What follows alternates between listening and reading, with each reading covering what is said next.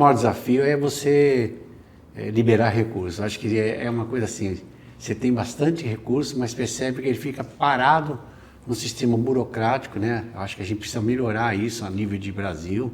Isso tem sido uma rotina no orçamento público nacional. Você, de vez chega no fim do ano, você percebe as notícias dos jornais dizendo assim, não conseguiu executar o orçamento. Na realidade, não se conseguiu executar o orçamento porque há o aspecto de você ter uma contabilidade complexa e ela acaba criando amarras, que essas amarras acabam fazendo com que o dinheiro fique parado.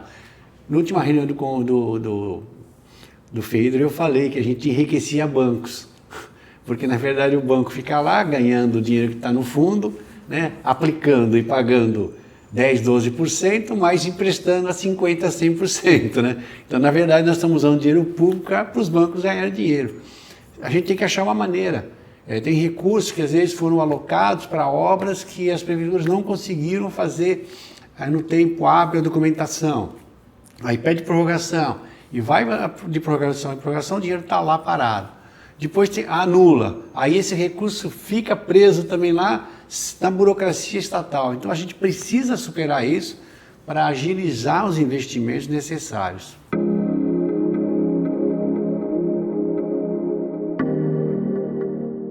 A gente precisa, para nós é fundamental para todo lugar, a vida humana depende dos recursos hídricos, né? Não é 2/3 do corpo humano é água, não há dúvida que a gente vive da necessidade de água potável, conflito do futuro ainda vai ser a água, não tenha dúvida. E para nós, a vulnerabilidade está ligada a rios também limpos, né? Porque tudo vai desaguar no mar. Então, assim, a partir do momento que você tem investimentos maciços em saneamento básico, em recursos para as outras obras necessárias, você acaba tornando as praias mais balneáveis e o turismo se desenvolve. Então, o primeiro passo. Depois, a atividade industrial, ela precisa de água, a atividade econômica precisa de água. Então, automaticamente, a gente sabe muito bem da importância disso. E nós estamos numa região plana, de 1 metro acima do nível do mar só. Então, qualquer recurso hídrico aqui, primeiro já os mais perto do mar estão contaminados pela cunha salina. A gente tem a captação lá em cima, por isso que o comitê se estendeu para subir a serra, porque na realidade qualquer coisa que aconteça na serra prejudica a nossa recaptação de água. Essa é uma coisa clara, né? Porque nenhuma cidade é independente aqui, principalmente Guarujá, por exemplo, é uma raridade, né? Você tem nascente suficiente. Essa integração é fundamental. A partir disso, é lógico que todas as ações de preservação desse espaço, ou de obras necessárias complementares, que não sejam de saneamento, mas efetivamente sejam de macrodrenagem, microdrenagem, né? Ou consciência coletiva de preservação do espaço urbano, principalmente na questão da reciclagem, destino final dos resíduos sólidos, fazer o papel nosso, que é fundamental, da reciclagem, vai impactar na região como um todo. Então o FEIDRO não tem que se restringir assim, essa questão da água, e sim as políticas públicas que podem preservar esses mananciais.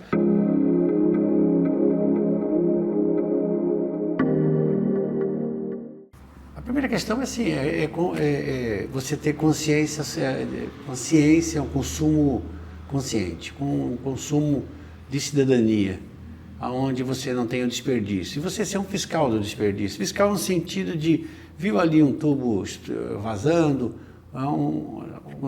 qualquer lugar que você passar, eu acho que você tem que comunicar, isso não é meu, não tem nada a ver comigo. Tem.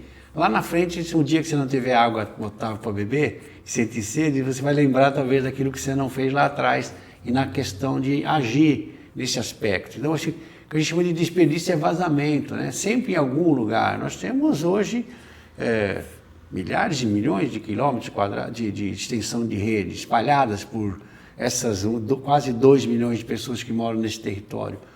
Então, automaticamente, em algum canto, alguma coisa está vazando. Então, o desperdício é muito grande. A gente até, a Sabesp esteve aqui, Praia Grande hoje é um dos menores, né? Mas a gente tem cidades, que eu não quero pontuar, que o desperdício é enorme, né? Pela ocupação urbana inadequada, que automaticamente leva a essa situação de não estou pagando a conta, está vazando, vamos embora. Só que um dia vai faltar para todos. Então a gente precisa agir nesse sentido. A regularização fundiária faz um papel importante nisso, porque a partir da regularização os órgãos de abastecimento de água, a Sabesp, pode agir dentro desses espaços, regularizando o que nós chamamos desses gatos que eles fazem, e vão levando, né, esses rabichos, e no fim acaba acontecendo esse vazamento exagerado. A gente precisa ter também a consciência das pessoas de usar, ter reuso de água, principalmente em prédio, para lavar garagem, para lavar alguns espaços na área industrial, usar água de chuva, reusar a água, né, para que a gente possa fazer a economia da água potável, da água tratada, até porque ela não tem disponibilidade de quantidade suficiente.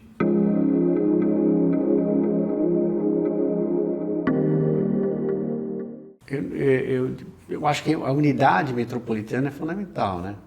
Apesar de a gente estender o nosso comitê para as outras cidades, mas não há dúvida que o maior consumidor desta região, desse comitê, é a Baixada Santista.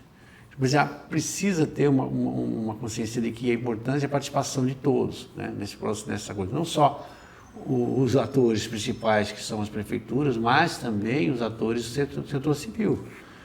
A sociedade civil organizada, ela precisa, que é aquela que vai mais fácil dialogar com todo mundo, né? O representante da universidade vai dialogar todo dia com o setor, né, com os estudantes. O setor industrial presente está ali, abrindo diálogo com o setor industrial e comercial. Acho que a gente não é a ter uma cadeira lá, é entender o papel da sua cadeira nesse processo, de que você é voz de ressonância dos anseios da sociedade, dos problemas regionais. Nós somos catalisadores disso no comitê. As informações são concentradas aqui ou distribuídas para nós através dos outros comitês centrais, do comitê geral. Eu acho que a gente precisa ter a percepção de que não é a vaidade de estar no comitê, mas entender que o seu papel é dialogar com o seu setor que você representa. A partir disso, você está fazendo um trabalho importante, que é convencer ele a ser um ator positivo. Perfeito.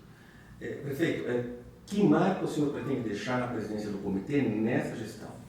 Olha, eu quero terminar o meu mandato tentando desburocratizar essa liberação de recursos. Eu acho que é fundamental para a gente agilizar as ações, seja educativas, seja de obras, elas precisam ser irrigadas com recurso.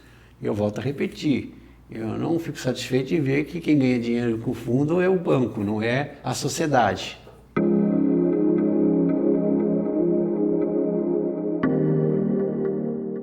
Na coleta, como no pré-tratamento e no destino final dessas coisas, e enfrentar o problema que está à porta do colapso, que é o destino final dos resíduos sólidos.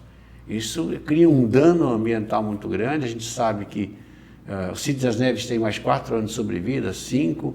A gente precisa pensar que 5, 6 anos é muito rápido para passar até você fazer um novo licenciamento, superar essas adversidades. Acho que não é a nível de Brasil isso.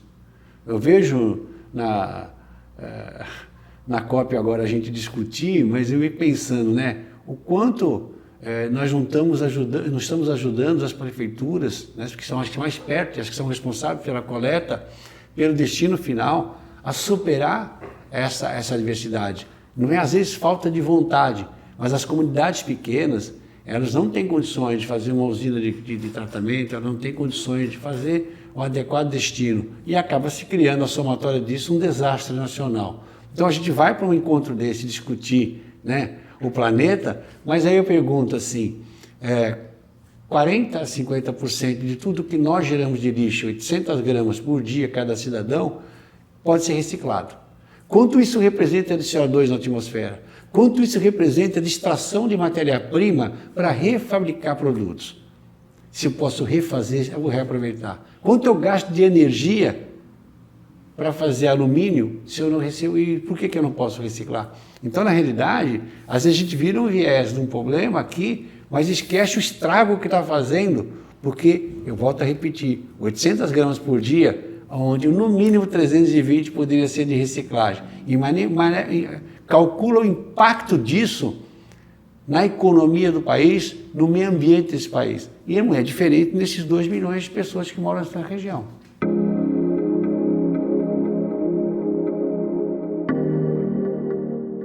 Está no município, está na comunidade.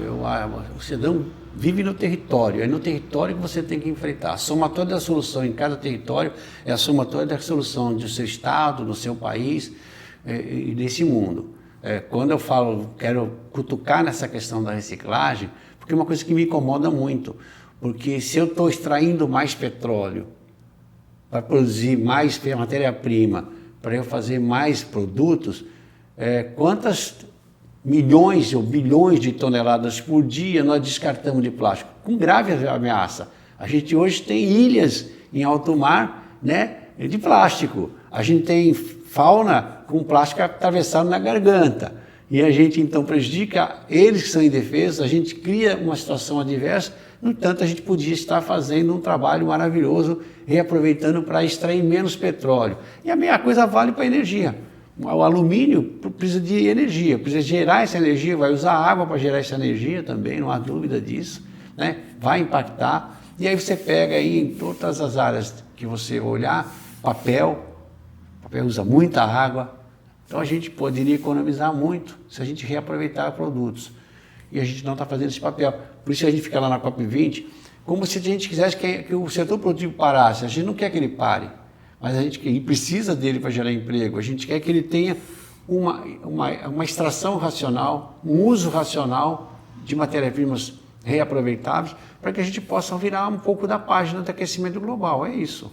Eu acho que a gente precisa aproveitar o momento de que está pautado pela COP. A gente, a COP30 está pautando esse momento, pelo menos. E o mal da sociedade é que passou daqui 15 dias, todo mundo esqueceu disso, volta para casa e o dia a dia funciona como se não tivesse nada acontecendo. Só vai reclamar que o ano que vem vai estar mais calor, o outro vai estar mais calor, o outro vai estar calor, aí uma matéria vai sair que lá a geleira aconteceu isso, e na realidade a gente vai para casa e um dia vai acordar com as catástrofes. Então eu acho que todo mundo começar a fazer uma autopenitência, uma autorreflexão do que ela está fazendo. Porque se cada um de nós, em casa hoje, chegasse lá, já separasse essas 400 gramas de lixo reciclável e entregasse para reciclagem, estaria preservando muita mata. Porque o CO2 que a gente tem que jogar na atmosfera não seria jogado. Então a gente precisa fazer essa lição de casa. O que eu estou fazendo? A gente está sempre esperando das organizações não governamentais, da sociedade civil organizada, do setor público, mas o que cada um de nós, de forma individual, estamos fazendo para melhorar este ambiente.